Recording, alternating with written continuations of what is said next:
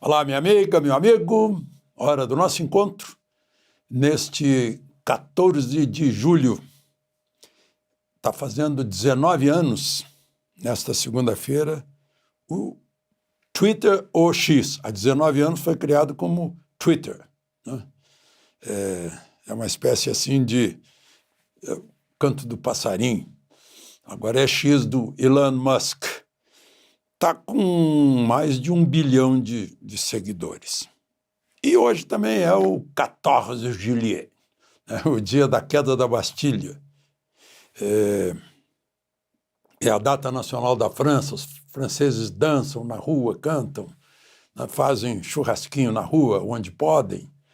Eu assisti 3 vezes o desfile no Champs-Élysées, do 14 de julho, lá em cima com a Patrouille de France, né? É a esquadrilha da fumaça deles, deixam o céu colorido com o bleu blanc rouge francês.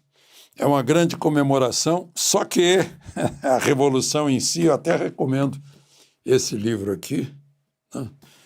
É um pouco... Eu tive na faculdade um professor que era entusiasta da Revolução Francesa. Achava que tinha resolvido tudo no mundo. Liberdade, igualdade, fraternidade, né? E guilhotina. Pois é.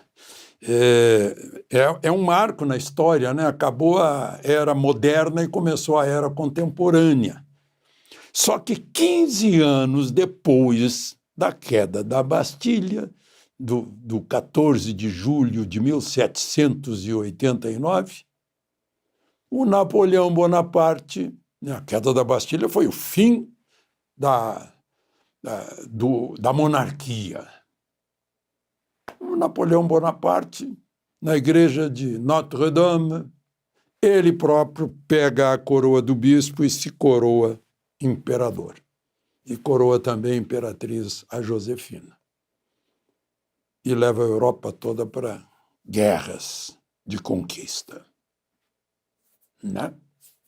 Bom, vamos aos outros assuntos desse 14 de julho. Lembre-se de se inscrever se ainda não fez isso e ao final de deixar o gostei ou não gostei.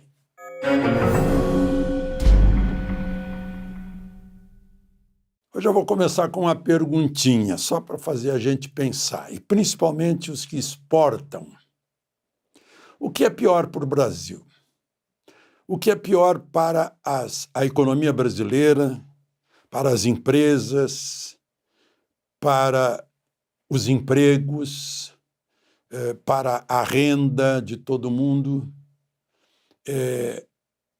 A tarifa de 50% de Trump sobre os brasileiros que exportam para os Estados Unidos, ou os impostos e taxas e burocracias do governo brasileiro, dos governos brasileiros, que pegam todos nós. É de pensar, né?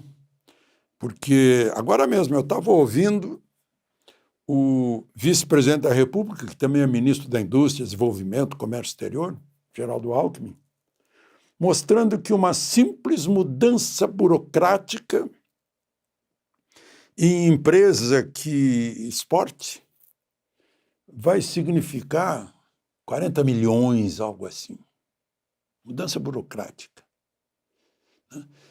A burocracia, o que emperra, a quantidade de documento que é preciso ter. Tem que ter um departamento de contabilidade, porque já se vão os tempos em que o próprio dono da empresa podia fazer a sua contabilidade, pagar os seus impostos. Não. É tanta burocracia, né? O tempo perdido com a burocracia, traduzido em dinheiro, mais os impostos, as taxas, as licenças, os alvarás, os habites, né? o imposto de todo jeito. É bom a gente pensar a respeito. O Trump pega uma faixa de exportador, que não é de gente pobre. Para exportar para um mercado como os Estados Unidos tem que ser empresa bem estruturada, empresa grande. A gente vê isso porque, por exemplo, eu falava hoje com um integrante de uma grande e imensa empresa brasileira que tem ações na Bolsa de Nova York. E ele dizendo, puxa, eu tenho ações na Bolsa, eu vou ter o meu produto encarecido. E aí, como é que ficam as ações da Bolsa, a desvalorização da minha empresa? E mais, ele reclama, será possível que o governo brasileiro não tenha contratado uma empresa de lobby no Congresso dos Estados Unidos? Aí eu vejo, de novo, o Alckmin, lembrando que ele já estava conversando com o secretário de Comércio americano e tal, né? A gente está vendo que empresas brasileiras de exportação estão procurando seus parceiros nos Estados Unidos para buscar soluções, inclusive fazendo pressão lá. De repente a gente descobre que tem um buraco enorme, que é uma dificuldade enorme, um custo Brasil gigantesco exportar, não só para os Estados Unidos, para qualquer lugar do mundo. Como é difícil exportar. E a exportação traz divisas que permitem que importemos remédios, máquinas que a gente não tem aqui, automóveis, aparelhos de alta precisão, etc., que a gente não produz aqui. Aliás, o ministro e vice-presidente Alckmin estava na reunião, houve uma reunião no Alvorada, domingo, Lula, ministro da Fazenda Haddad, o vice-presidente Alckmin, provavelmente isso que ele anunciou hoje veio da reunião, o ministro da Agricultura, Fávero, a ministra da Política, Gleisi Hoffmann, o ministro da Propaganda, o Sidônio, e, pelo que eu vi no jornal, a Miriam Belchior, ex-ministra de Planejamento. Mas a Simone Tebet, atual ministra do Planejamento, não estava. Que estranho, né? Mas, enfim, e aí se fala muito, propaganda. Agora não é mais pobre contra rico, agora é rico contra Trump. Será que é isso? Não, você precisa mobilizar as empresas grandes do Brasil. Não é? Que confusão, né? Verde e amarelo, agora era vermelho, agora é verde e amarelo. Tudo é crise de identidade, né? Vai dar uma crise de identidade aí. Patriotismo. Aí eu vejo o vice-presidente da República dizendo o seguinte, já é uma frase provavelmente inventada lá pelo Ministério da Propaganda, né? O Brasil é dos brasileiros e se escreve com S, de soberania. Nunca seremos Brasil, com Z. Fomos mais tempo Brasil com Z que Brasil com S. Só entre nós aqui.